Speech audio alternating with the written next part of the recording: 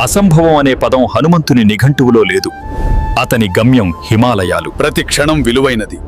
నేను ఆలస్యం చెయ్యలేను. చుక్కల వలె ప్రకాశించే వనమూలికలలో సంజీవని ఏది అన్నది హనుమంతుడికి అర్థం కాలేదు. ఏది సంజీవని మూలికో తెలియడం లేదు. పర్వతాన్నే తీసుకెళ్తాను. ఆగు. ఈ షాట్ ను స్కిప్ చేయకు, పూర్తిగా చూడండి. మీకు నచ్చితే లైక్ చేసి సబ్స్క్రైబ్ చేయండి. సంజీవని శక్తి లక్ష్మణుడి శరీరంలో ప్రవేశించింది. సంజీవని ప్రభావం ప్రారంభమైంది. దేవుడా, లక్ష్మణుని కాపాడుము. సంజీవని ప్రభావం ఫలించింది. లక్ష్మణుడు ప్రాణం తిరిగి పొందాడు. అన్నయ్య, నేను తిరిగి లక్ష్మణ, నీ వల్లే నా ధైర్యం తిరిగొచ్చింది. సంజీవని ప్రభావం ఫలించింది. లక్ష్మణుడు ప్రాణం తిరిగి పొందాడు. హనుమంత, నీ వీరత్వమే మా ఆశ. జయ శ్రీరామ్, జయ హనుమాన్. లక్ష్మణుని పునరుజ్జీవనంతో రాముని సైన్యానికి మరింత ఉత్సాహం వచ్చింది. జై శ్రీరామ్, జై హనుమాన్.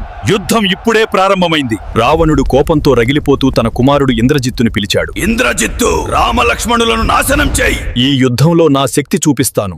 ఇంద్రజిత్ బాణాలు నిప్పుల జ్వాలల వలె ఆకాశం నుండి వర్షించాయి. అయ్యో, అతను మమ్మల్ని కాల్చేస్తున్నాడు. ఇంద్రజిత్తు బాణాలు ఆకాశంలో అగ్నిజ్వాలలుగా వర్షించాయి. ఇంద్రజిత్తు, నీ మాయలతో విజయం సాధించలేవు. ఈ రోజు నీ అంతం మొదలవుతుంది.